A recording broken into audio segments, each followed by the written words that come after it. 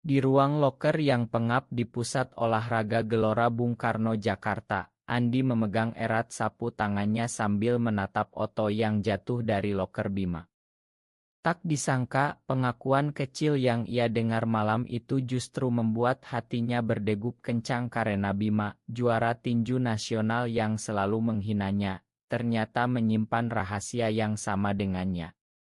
Pagi itu seperti biasa, Andi datang pukul 5 pagi untuk menyeka lantai gym sebelum para petinju mulai berlatih. Tubuhnya yang kurus tapi kuat karena kerja keras sehari-hari sudah basah keringat, seragam biru pudar yang ia pakai selalu menjadi bahan ejekan. "Hei pembersih, cepat bersihkan ring itu, jangan sampai juara kita tergelincir karena sampahmu," teriak asisten pelatih sambil tertawa keras. Andi hanya mengangguk pelan, sudah terbiasa dengan kata-kata kasar itu. Tapi hari ini berbeda. Ia ingat betul bagaimana kemarin sore, saat gym hampir sepi karena hujan deras, ia melihat Bima duduk sendirian di pinggir ring dengan kepala tertunduk. Andi mendekat untuk membersihkan, dan tanpa sengaja mendengar Bima bergumam tentang istrinya yang tak pernah mengerti dirinya. "Kenapa hidupku harus seperti ini?" kata Bima pelan, suaranya penuh beban. Andi berhenti, hatinya bergetar. Ia tahu rasanya, karena ia sendiri pernah ditolak keluarga di desa Jawa Timur saat mengaku suka dengan pria. Ayahnya pernah bilang, "Kamu bikin malu keluarga, Andi. Lebih baik kamu hilang saja." Itu sebabnya Andi lari ke Jakarta dan menerima pekerjaan apa saja, termasuk menjadi pembersih di sini. Setelah membersihkan, Andi duduk di bangku sudut sambil minum air dari botol bekas. Teman kerjanya, Pak Joko yang sudah tua, mendekat dan menepuk bahunya. "Kamu terlalu pendiam hari ini, Nak. Ada apa? Jangan terlalu dekat dengan atlet-atlet itu, mereka hanya tahu menghina orang kecil seperti kita." Andi tersenyum tipis, tapi dalam hati ia memikirkan Bima. Juara tinju itu selalu tampil sombong di depan kamera, tubuh atletisnya yang tinggi dan ototnya yang terbentuk sempurna membuat semua orang kagum. Tapi Andi melihat ada kesepian di mata Bima setiap kali ia berlatih sendirian. Malam itu, setelah gym tutup, Andi memutuskan untuk membersihkan loker-loker sekali lagi. Saat membuka loker Bima yang tak terkunci, Otto itu jatuh, dan di belakangnya ada tulisan tangan, "Aku lelah menyembunyikan siapa aku." Andi membekuk. Ia tahu sekarang, Bima seperti dirinya, seorang pria yang mencintai pria tapi terjebak dalam dunia yang tak menerima. Tapi apakah ia berani mendekat? Andi pulang ke kosannya yang sempit di pinggir Jakarta dengan pikiran kacau. Telepon dari ibunya di desa datang lagi, suara ibu yang menangis meminta ia menikah dengan gadis tetangga. "Kamu sudah 27 tahun, Andi. Jangan bikin ayahmu sakit lagi." Andi menutup telepon dengan tangan gemetar. Ia berbaring di kasur tipis, memandang langit-langit yang bocor, dan bertanya-tanya apakah hidupnya akan selalu seperti ini, menjadi pembersih yang diremehkan, menyimpan perasaan yang tak bisa diungkap. Keesokan harinya, gym ramai dengan persiapan pertandingan besar Bima melawan juara dari Surabaya.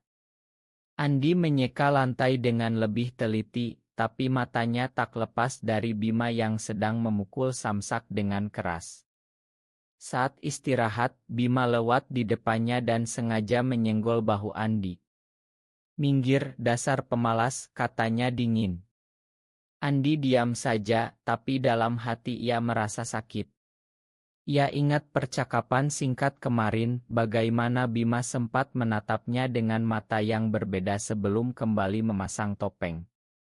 Siang itu, saat membersihkan ruang ganti, Andi bertemu dengan seorang pelatih muda bernama Rian. Rian tersenyum ramah, berbeda dengan yang lain. "Kamu kerja keras ya, Andi. Terima kasih sudah menjaga tempat ini bersih. Kata-kata sederhana itu membuat Andi merasa dihargai untuk pertama kali. Mereka ngobrol sebentar tentang cuaca Jakarta yang panas, dan Andi merasa ada kehangatan baru. Tapi saat Bima masuk dan melihat mereka, wajahnya berubah. Jangan buang waktu dengan orang seperti itu, Rian, katanya sinis sebelum pergi. Andi menunduk, tapi ia tahu ini baru awal dari sesuatu yang lebih besar. Malam harinya, Andi kembali ke kosan dengan hati yang penuh tanda tanya. Ia memutuskan untuk tidak diam lagi. Besok ia akan bicara dengan Bima, meski risikonya besar. Karena untuk pertama kali, Andi merasa ada harapan di tengah semua penghinaan yang ia terima selama ini. Saat pagi berikutnya tiba, Andi sudah bersiap dengan seragamnya yang rapi. Ia menyapu lantai gym dengan tangan yang sedikit gemetar, tapi tekadnya sudah bulat. Bima datang lebih awal hari ini, wajahnya lelah setelah latihan malam. Andi mendekat pelan, sapu di tangan sebagai tameng. "Pak Bima, boleh saya bicara sebentar?" tanya Andi pelan. Bima menoleh, alisnya naik. "Apalagi? Kamu mau minta tambah gaji karena membersihkan keringatku?" ejeknya. Andi menarik napas dalam.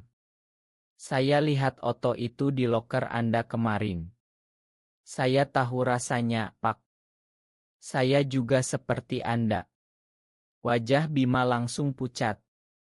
Ia menarik Andi ke sudut ruang ganti yang sepi, tangannya mencengkeram lengan Andi kuat. "Kamu gila. Jangan pernah bicara itu lagi di sini. Kalau ada yang dengar, karirku hancur." Suara Bima bergetar, bukan marah tapi ketakutan. Andi mengangguk, tapi ia tak mundur. "Saya tidak mau apa-apa, Pak. Saya hanya ingin bilang, Anda tidak sendirian." Percakapan singkat itu berakhir dengan Bima yang pergi tanpa kata, tapi Andi merasa ada celah kecil di tembok dingin itu. Siang harinya, Andi menerima telepon dari kakaknya di desa. "Ayah sakit lagi karena memikirkan kamu, Andi. Kapan kamu pulang dan nikah seperti orang normal?" kata kakaknya tegas. Andi duduk di bangku taman dekat gym, air mata hampir jatuh.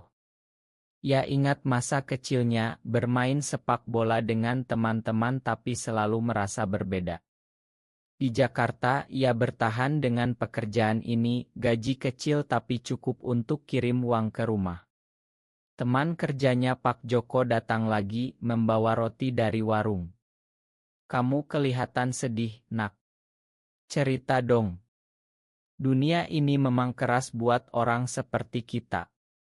Andi menceritakan sedikit tentang keluarganya, dan Pak Joko mengangguk bijak. "Di Indonesia ini, kita harus pintar menyembunyikan. Tapi kalau kamu punya teman baik, peganglah." Kata-kata itu membuat Andi memikirkan Rian, pelatih muda yang ramah. Sore itu, saat membersihkan, Rian mendekat lagi. "Andi, kamu mau ikut minum kopi setelah kerja? Aku lihat kamu selalu sendirian." Andi tersenyum, untuk pertama kali merasa ada yang melihat dirinya bukan sebagai pembersih biasa. Mereka duduk di warung kopi pinggir jalan, ngobrol tentang mimpi Rian menjadi pelatih profesional dan Andi yang diam-diam suka menonton tinju di "Kamu kuat ya, kerja keras setiap hari," kata Rian tulus. Andi merasa hangat, tapi ia tak berani cerita lebih dalam. Malam itu, di kosannya, Andi memandang cermin. Wajahnya yang biasa, kulit sawo matang khas Indonesia, rambut pendek acak-acakan. Ia bertanya pada diri sendiri, apakah ia layak bahagia. Besok adalah hari pertandingan persiapan Bima, dan Andi tahu ia harus membersihkan ring dengan sempurna. Saat gym sepi, Bima tiba-tiba muncul lagi. "Kamu tadi bilang apa? Jangan macam-macam, Andi. Aku punya istri, keluarga, karir. Satu kata saja dari mulutmu, kamu hilang dari sini. Ancaman itu menusuk, tapi Andi melihat ketakutan di mata Bima. Saya tidak akan bilang apa-apa, Pak. Tapi saya tahu Anda menderita. Bima pergi dengan langkah cepat, tapi Andi merasa ada perubahan kecil. Hari-hari berikutnya berlalu dengan rutinitas, tapi ketegangan tumbuh. Andi mulai berteman lebih dekat dengan Rian, berbagi cerita tentang keluarga dan mimpi. Rian menceritakan bagaimana ia kehilangan ayahnya karena penyakit, dan bagaimana ia belajar mandiri. Andi merasa nyaman, tapi dalam hati ia masih memikirkan Bima yang setiap hari berlatih lebih keras, seolah melampiaskan sesuatu. Suatu hari, saat hujan lagi, Bima memanggil Andi ke ruang belakang. "Kenapa kamu tidak takut padaku? Semua orang takut." Andi menjawab jujur, "Karena saya tahu rasanya sendirian, Pak." Percakapan itu berlanjut pelan, Bima mulai cerita tentang tekanan menjadi juara, tentang pernikahan yang hanya untuk citra. Andi mendengarkan tanpa menghakimi. Tapi saat mereka hampir dekat, suara langkah kaki membuat Bima mundur cepat. "Ini tidak boleh terjadi lagi," katanya sebelum pergi. Andi pulang dengan hati campur aduk. Keluarganya terus menekan melalui pesan, masyarakat di sekitar kosan mulai bergosip tentang pria lajang seperti dirinya. Tapi Andi merasa kuat, karena sekarang ia punya dua orang yang mulai melihat dirinya, Rian dan mungkin Bima. Konflik batin semakin dalam, tapi Andi memutuskan untuk terus maju, membersihkan tidak hanya lantai tapi juga jalan hidupnya sendiri. Seminggu berlalu dengan latihan intens Bima menjelang pertandingan besar melawan juara regional. Andi tetap membersihkan setiap sudut game, tapi pikirannya penuh dengan percakapan malam itu. Rian semakin sering mengajaknya ngobrol setelah kerja, mereka berjalan di trotoar Jakarta yang ramai sambil makan gorengan pinggir jalan. "Kamu punya mimpi apa, Andi? Jangan bilang hanya membersihkan lantai selamanya," tanya Rian suatu sore. Andi tersenyum pahit. "Dulu saya suka tinju, tapi keluarga bilang itu bukan untuk orang seperti saya." Rian mengangguk mengerti, dan tanpa sadar tangannya menyentuh bahu Andi sebentar. Sentuhan itu hangat, membuat Andi merasa dilihat sebagai manusia. Sementara itu, Bima semakin gelisah. Ia sering memukul samsak lebih keras, dan Andi melihat luka di tangannya yang tak ia obati. Suatu malam, setelah semua orang pulang, Bima memanggil Andi lagi. "Kamu benar, aku lelah menyembunyikan. Tapi kalau aku ungkap, semuanya hilang. Istriku, sponsor, gelar juara." Andi duduk di sebelahnya, mendengarkan cerita Bima tentang masa kecilnya di kampung yang ketat, bagaimana ia dipaksa menjadi pria sempurna. "Kamu beruntung bisa jujur pada dirimu sendiri," kata Bima pelan. Andi menggeleng. "Saya juga menderita, Pak. Keluarga saya masih menolak." Mereka bicara sampai larut, dan untuk pertama kali Bima tersenyum kecil pada Andi. Tapi pagi berikutnya, di depan tim, Bima kembali menghina. "Pembersih, jangan bengong. Kerja yang benar," kata Bima keras agar semua dengar. Andi sakit hati, tapi ia paham itu pertahanan Bima. Konflik semakin dalam saat ibu Andi datang ke Jakarta tanpa pemberitahuan. "Kamu harus pulang sekarang, ada gadis baik-baik menunggu," kata ibunya sambil menangis di kosan kecil Andi. Andi memeluk ibunya, menjelaskan pelan bahwa ia tak bisa berubah. "Ini siapa diri saya, Bu?" Ibu Andi pulang dengan hati hancur, meninggalkan Andi dengan rasa bersalah yang berat. Rian mendengar cerita itu dan menghibur Andi dengan kata-kata bijak. "Keluarga butuh waktu, Andi. Yang penting kamu bahagia dengan diri sendiri. Persahabatan mereka semakin erat, dan Andi mulai merasa ada kemungkinan cinta yang sehat dengan Rian. Tapi Bima masih ada di pikirannya. Saat persiapan pertandingan memanas, Bima mengalami cedera kecil di tangan karena latihan berlebih. Andi diam-diam membantu membersihkan dan membalut, tanpa ada yang tahu. "Kenapa kamu lakukan ini?" tanya Bima. "Karena saya peduli," jawab Andi sederhana. Bima tak menjawab, tapi matanya melunak.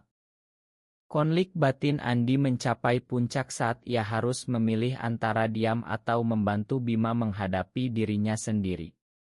Rian mulai curiga ada sesuatu, tapi Andi belum berani cerita penuh. Kehidupan di Jakarta terasa semakin berat dengan gosip di game tentang pria aneh yang dekat dengan atlet. Andi bertahan, membersihkan lantai setiap hari sambil membersihkan hatinya dari keraguan. Suatu hari, saat latihan sparring, Bima hampir kalah karena pikirannya tak fokus.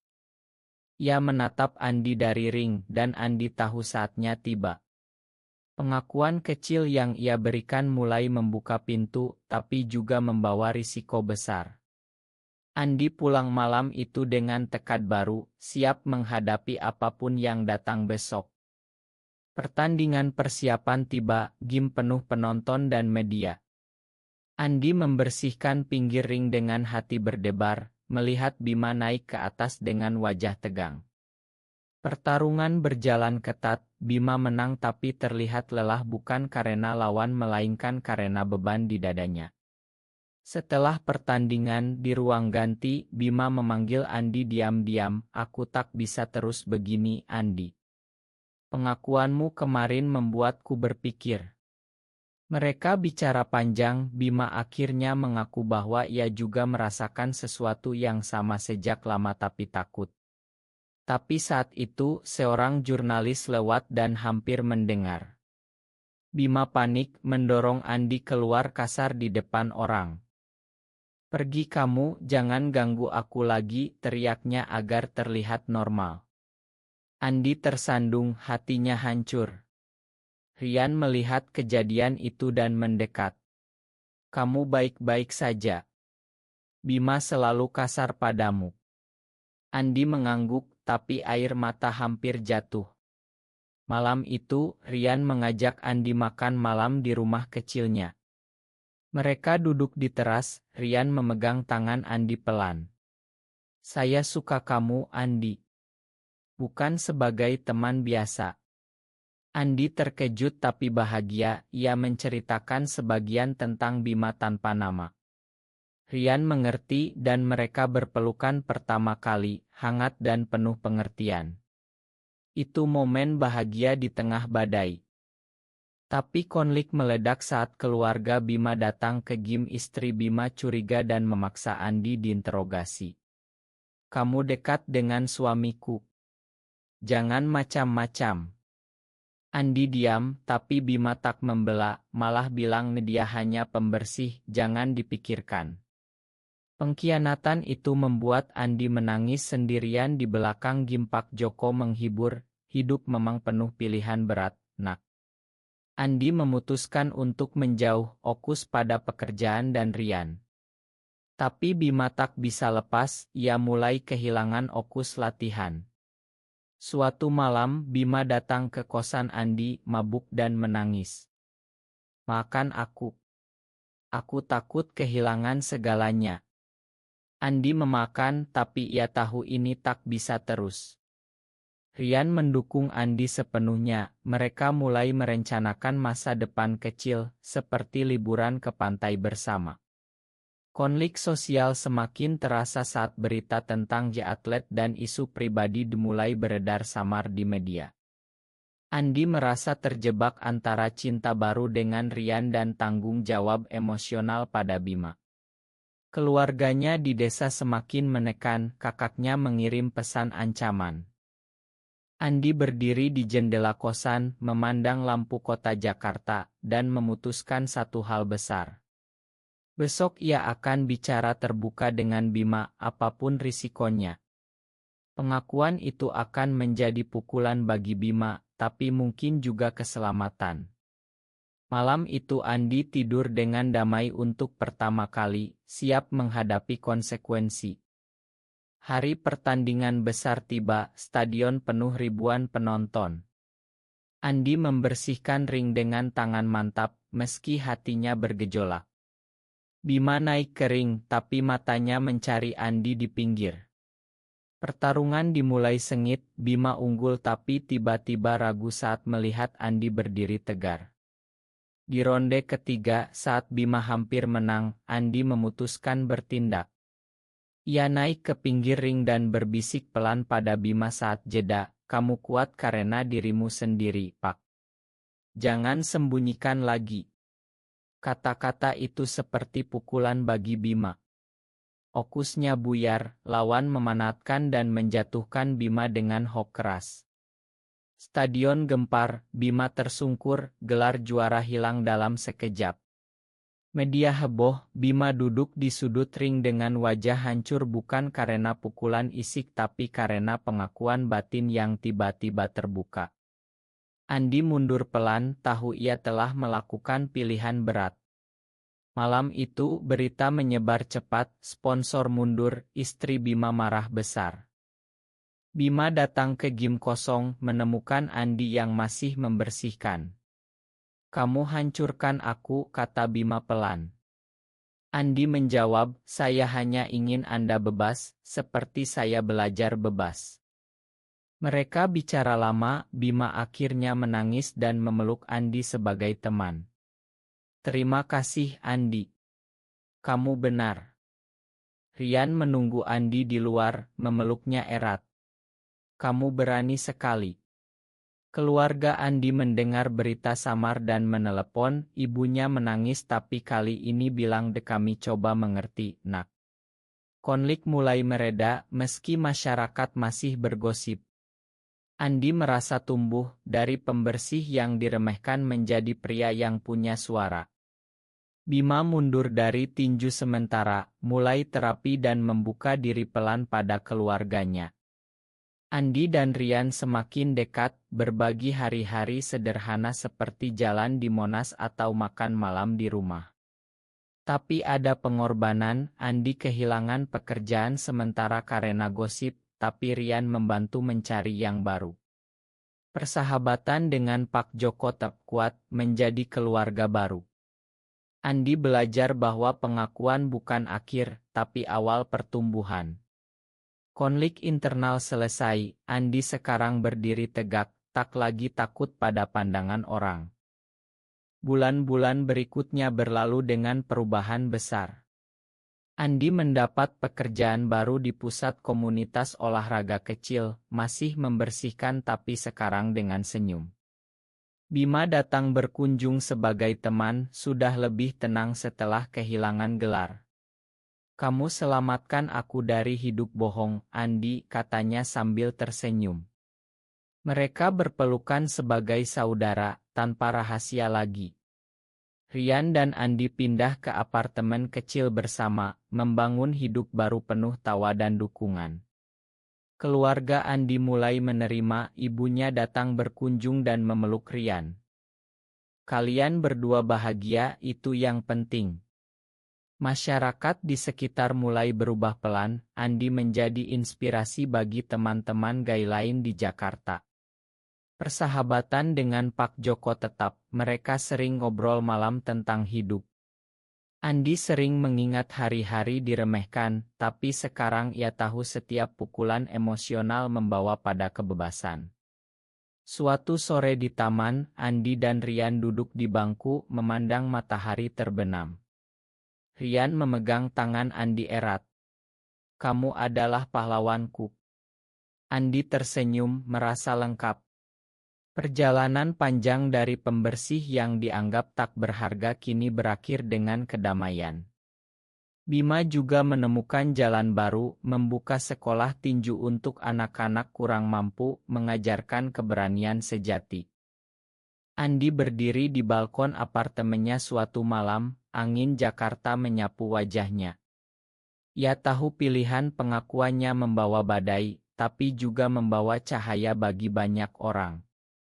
Cinta dengan Rian tumbuh kuat, penuh pengertian dan dukungan.